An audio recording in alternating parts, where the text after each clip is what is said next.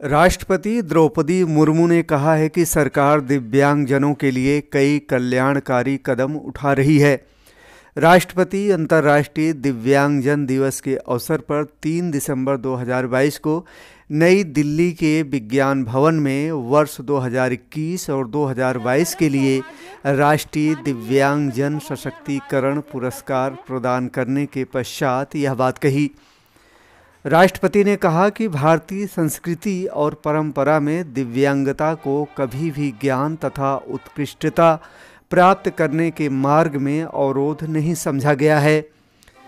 प्रायः देखा गया है कि दिव्यांगजनों में नैसर्गिक रूप से उत्कृष्ट गुण होते हैं।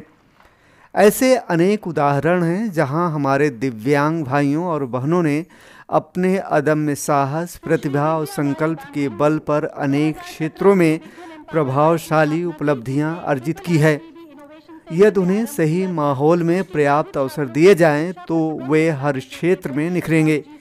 इस अवसर पर केंद्रीय सामाजिक न्याय मंत्री वीरेंद्र कुमार और राष्ट्रपति ने क्या कहा, आइए सुनते हैं। दिवस दिव्यांगजन अंतर्राष्ट्रीय दिवस के रूप में मनाया जाता है और यह दिन हम सभी को दिव्यांगजनों के प्रति अपने उत्तरदायित्व का सशक्त रूप से अनुपालन करने के लिए तो प्रेरित करता है।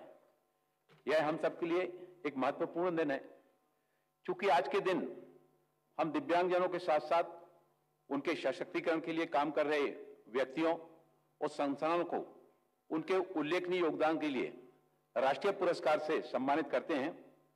कोविड-19 के दौरान 2 वर्ष में और 2020 में राष्ट्रीय चयन समिति की बैठक स्थगित कर दी गई थी और वर्ष 2020 के राष्ट्रीय पुरस्कार गत वर्ष इसी दिन वितरित किए गए थे। इस वर्ष हम 2021 एवं 2022 के राष्ट्रीय पुरस्कार वितरित कर रहे हैं। मैं आज पुरस्कृत सभी व्यक्तियों को और संस्थानों को बधाई देती हूँ। ये पुरस्कार आपको दिव्यांगजनों के जीवन में सकारात्मक परिवर्तन लाने की दिशा में आपके उत्कृष्ट योगदान को मान्यता देने का एक प्रयास है। मैं आशा करती हूँ कि अन्य संगठन और व्यक्ति आपसे प्रेरणा लेंगे और आपका अनुकरण भी करेंगे। देवियों और स्वजनों, संयुक्त राष्ट्र के आकलन के अनुसार पूरे विश्व में 100 करोड़ से अधिक दिव्यांगजन है, यानी विश्व में लगभग हर 8वां व्यक्ति किसी न किसी रूप में दिव्यांगजन है।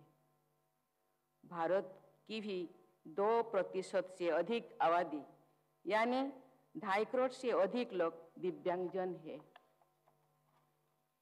यह संभव है कि आप में से हर कोई किसी न किसी रूप में एक दिव्यांगजन से परिचित होंगे, उससे जुड़ा हुआ होंगे।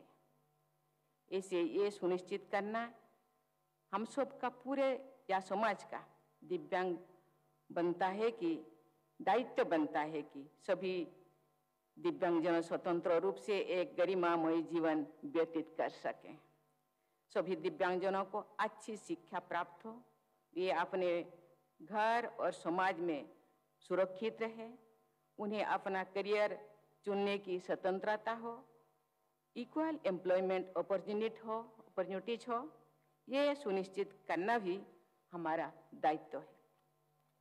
देवियों और स्वजनों, भारतीय संस्कृति और परंपरा में डिसेबिलिटी को ज्ञान अर्जन और उत्कृष्टता प्राप्त करने में कभी भी बाधा नहीं माना गया। साहित्य कला पुरस्कार भी प्राप्त किया है। समारोह के दौरान कुछ ऐसे भी क्षण आए जब राष्ट्रपति द्वारा दिए जा रहे प्रशस्ति पत्र हाथ से छूटकर गिर गया और केंद्रीय सामाजिक न्याय मंत्री वीरेंद्र कुमार ने उठाकर दिया।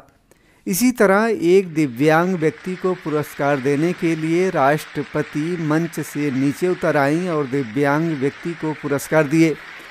अपने आप में यह अनोखा पल था।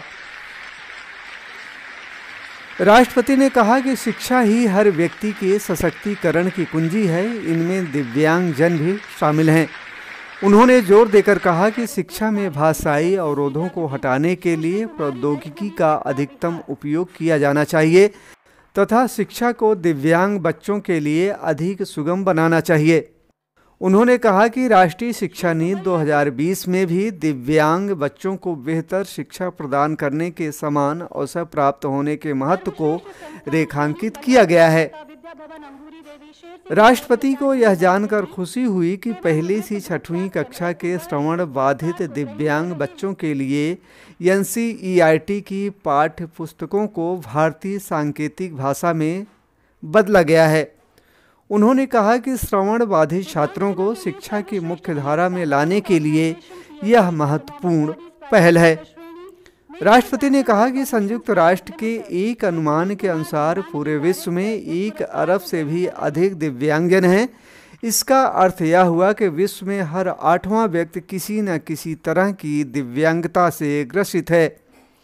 भारत की 2% से अधिक की आबादी दिव्यांग है, इसलिए यह हम सब की जिम्मेदारी बनती है कि हम यह सुनिश्चित करें कि दिव्यांगजन सम्मानपूर्वक मुक्त जीवन जी सकें।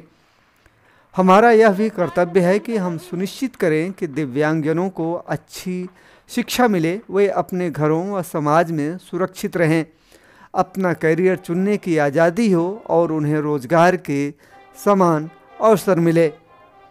आकाश श्रीवास्तव, नई दिल्ली।